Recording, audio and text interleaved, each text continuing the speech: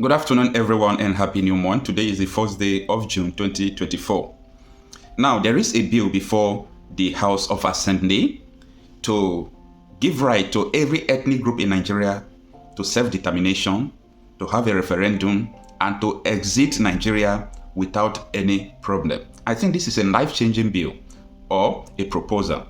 Now, the other day, there was a bill to return the national anthem to the old one.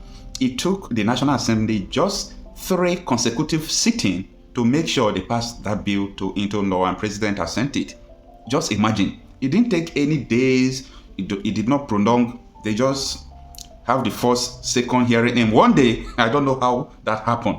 The following day, they said they have, passed the bill into law, and the president said it is my priority. Now, how would they go with this bill that is seeking Yoruba, Igbo, other ethnic nationalities to exit from Nigeria freely? That is what we are going to know into this article. And I think Nigeria is done to everyone now. People are waking up to the reality that this system we have, this system of Nigeria we have, cannot take us to anywhere. If you like, bring God to become the president of Nigeria, he will try. But as far as the system is not good, there will be a series of failures that will be recorded for that person. But I know that the system is also coupled with bad leadership we have that is making everything to be worse. And when this bill is passed into law, someone like Nnamdi Kanu will become a saint. You know why I say he will become a saint? Because someone like Nnamdi Kanu, Sunday Igbo, the reason why they are dragging them up and down is because they are fighting for self-determination. Let me put it in that way. They want to secede from Nigeria. Now, let's go into this article to understand the kind of bill that is being thrown to the House. This article is from Shara Reporters and is dated today, 1st June 2024. And it reads, Yoruba, Igbo, other ethnic nationalities should be able to exit freely from Nigeria. Proposal before National Assembly says. Every ethnic nationality and people in Nigeria will have an unconditional right to self-determination. The promoter of a trending draft bill seeking a return to the regional system of government, Dr. Akin Fapohunda, has proposed. The private bill was titled, A Bill for an Act to Substitute the Annexure to Decree 24 of 1999 with a new governance model for the Federal Republic of Nigeria. In the full proposal obtained by Shara Reporters on Saturday, Fapohunda also suggested the scrapping of the presidential system of government, reintroduction of the parliamentary system, return to unicameral legislature, as well as provision for self-determination by any section of the country which desire to do so. Remember that I reported that was about 3 months ago. Some persons, group of House of Representative members, they were about 14 of them, they proposed the bill to return Nigeria to the parliamentary system of government. I am happy because everyone is now coming to reality. Everyone will come to reality at the end that this system is not favorable to us. We never had insecurity according to history before the amalgamation. We never have had any war before the amalgamation. We never had any issue with our neighboring countries or regions before the amalgamation. The amalgamation of Nigeria, I think I could say that it was one of the greatest crimes. The amalgamation has kept Nigeria where we are today. It doesn't take anything for us to live good with our neighbors, like we are living good with Cameroon, with Cotonou, and so on and so forth, other nations of the world. But if bringing us together didn't do anything good to us, the best option is to return us to the way we were. But people will have a lot of thinking and a mentality towards this. But as far as I'm concerned, the reality is that Nigeria is not working, and it is done to anyone. Everyone is aware that Nigeria is not working. So in the quest to make it work, I think returning Nigeria to the old system of regionalism would be the best thing to do now, and give people the ability or the freedom for them to exercise if they really want to leave the country. I think this is a life-changing, but it's not all about the bill. Will this bill go through the first, second, and third reading successfully? Time shall tell. Let me read the next paragraph of the article, and it reads, Every ethnic nationality and people in Nigeria has an unconditional right to self-determination within here delineated territories. That is the bill. Let me read the next articles of the bill again. The sovereignty, powers, and authority to formulate the articles of association towards any reform of the Central Federal Government of Nigeria at any other time shall lie jointly and severally with all the ethnic nationalities occupying their representative territories. I think, is this bill even necessary? Okay, because what they are reading now, I took time to read the 1963 Republican Constitution. I read all those old Constitution. It's just similar to what this person is proposing. I think the best thing should be a bill to return to the way we were before, regional government, where every region will have their own security, manage their resources, just confederation. So, the next article of the bill says, every ethnic nationality and people in Nigeria has the right to a full measure of self-government, which include the right to establish institution of government in the territory that it inhabits, and to equitable representation in the federal and regional governments. Wow. Another chapter of the bill says, a ethnic nationality or people, for the purpose of this constitution, is a group of people who have a shared large measure of a common culture or similar customs, mutual intelligibility of language, belief in a common or related identities or common physiological makeup, and who inhabits an identifiable, predominantly contiguous territory. Now, what this particular paragraph is saying is that if, for example, now in Delta State, we have like many minor ethnic groups, Urhobos, Ijos. As far as this ethnic group could be identified as one people, you have right to quest or to demand to succeed from Nigeria and form your own country. So the bill promoter added that the 36 states of the Federation should be scrapped and Nigeria should return to the regional system of government. Now, let me stop reading this article here because I've really obtained what I'm looking for.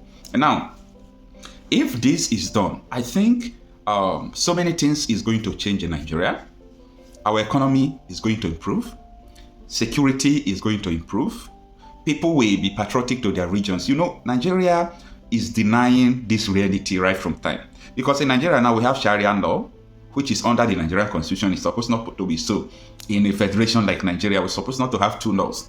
In the north, you can't drink beer, you can't do this, you can marry 100 wives, but Nigerian law doesn't recognize that. So there is no need of denying ourselves all these things. Let us just go back to the region because indirectly, we are already practicing the regional government. The southeastern Nigeria, the way they do their things is separate from the way some south is doing their own. Is different from the way the west, the middle belt, the north. So God has created us, honestly, let me put this suggestion. I suggest that God did not create Nigeria to be one. We are not supposed to be one. We have no need to be one. So there is every tendency that this bill will change everything. So let's see what is going to happen, whether this bill will scale through. But know that as a Nigerian, it is your duty to support this bill. So let us come together to make sure we support this bill. For you to understand why this bill is important, listen to what Barrister Agbakoba said about all this system of government, whether we should be one or not. The first question is, just like I have a wife, do I want to be married? Question number one. So in Nigeria, do we want to be one? It's an assumption that we want to be. It's a terribly big and wrong assumption, because when I went to Croatia, Croatia was part of the 6 countries that formed Yugoslavia. Right now they're doing very well. Macedonia is doing very well. Slovenia is doing very well. Slovakia is doing very well. So nothing says that we must be one country. Nothing. It's not sacrosanct that we must be one country. If in being one country you have all the killings you have in Jos, in Abuja, everywhere, what's the point being one country? Governance is about a foundation. A country that has been struggling with a foundation for 23 years cannot be a serious country. And there has to be a need for some speed. So the 10th Assembly must immediately address this problem of continuous talking about Nigeria. Remember what Bola Ige said about the survival of Nigeria, and it rings, because I was there that day, it still rings in my head, that in a situation of a political arrangement such as Nigeria's, the first question is, just like I have a wife, do I want to be married? Question number one. So in Nigeria, do we want to be one? It's an assumption that we want to be. It's a terribly big and wrong assumption, because when I went to Croatia, Croatia was part of the 6 countries that formed Yugoslavia. Right now they're doing very well. Macedonia is doing very well. Slovenia is doing very well. Slovakia is doing very well. So nothing says that we must be one country. Nothing. It's not sacrosanct that we must be one country. If in being one country you have all the killings you have in Jos, in Abuja, everywhere, what's the point being one country? So that's why, in looking at President Tinubu's governance program, I would remind him of a structural engineer who says, I can't build this house, I can't build Nigeria on the basis of a weak governance structure. It is the most important and fundamental process if you want a country to grow. So Nigeria's governance structure is very weak. The first is, any nation not at peace, and I always like to use the analogy of marriage. If, for instance, every day you get up and you and your wife are fighting, you cannot have peace, and you cannot think about how to develop. So the first thing we have to do in Nigeria is we have to organize peace. Because if we don't organize peace and security, you can't have good governance. So that is the step number 1. And I also made the point at the lecture that to continue to do the same thing with the same result is a mistake.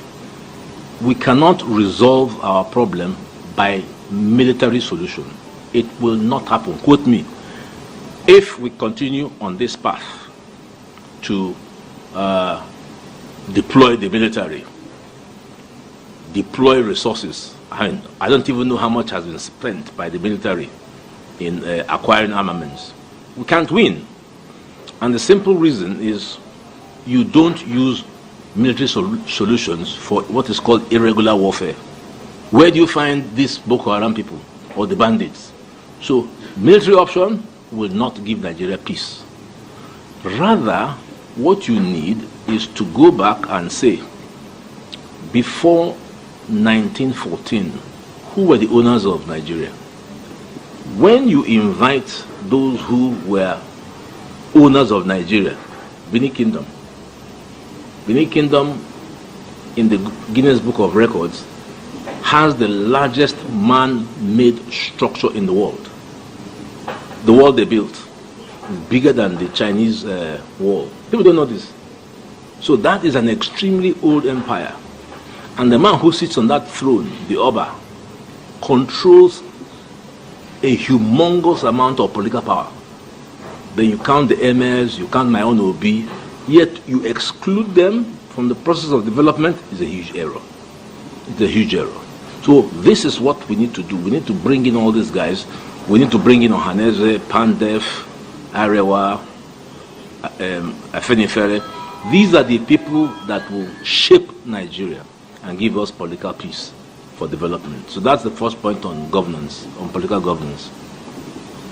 Then the second point on governance concerns the issue of what is the proper constitution that we need to have, because all the constitutions we've had have been imposed, right from the colonial to the military to the one that General Abdulsalam imposed, and then the one the National Assembly is now conducting, you know, and it has taken them 23 years. I think that's a very long time for us to have a constitution that no one even believes and respects. So I looked up, I did some research, and I found late Professor Nwabeze's theory on a new constitution very interesting. He says that the National Assembly may not be, and I repeated it to President Akpabio, may not be aware of the nature of their powers. So I pointed out that the National Assembly has 3 legislative powers. The first is the National Assembly sitting as the House of Assembly of the federal government. The second is the National Assembly sitting as the House of Assembly of the FCT. Then the third is the National Assembly sitting as the House of Assembly of the Federal Republic of Nigeria. It is a power they've never used. So Nwabeze suggests that they could use that to just establish a new constitution. All they need to do is to consult people. The constitution people don't understand is not as sacrosanct as it sounds, because it's an act that attaches the schedule. So one person suggests, just delete the schedule, that's the current constitution, and add a new one. So all these discussions that have been taking place, write up something that is agreeable, send it around Nigeria, and once it's accepted, you go to the National Assembly, invoke the powers of Section 4, subsection 1, and then exchange. This happened when the Republican Constitution was established. The Parliament removed, by deletion, the Independence Constitution, and they put the Republican Constitution in exactly 1 day. Our National Assembly has spent 23 years. Because if you don't have the foundation, you can't go anywhere. So we don't have security. Our political foundation is weak. Our constitutional foundation is weak. Two vital instruments for development. The judiciary is, as in my 45 years, never been as low as this. Even the Supreme Court, John Okoro, castigated the appeal court for a terrible judgment where they removed virtually everybody in the plateau political system. So we can't grow if we have a weak judiciary. And therefore, the only way to go is to break up this mafia in the Supreme Court.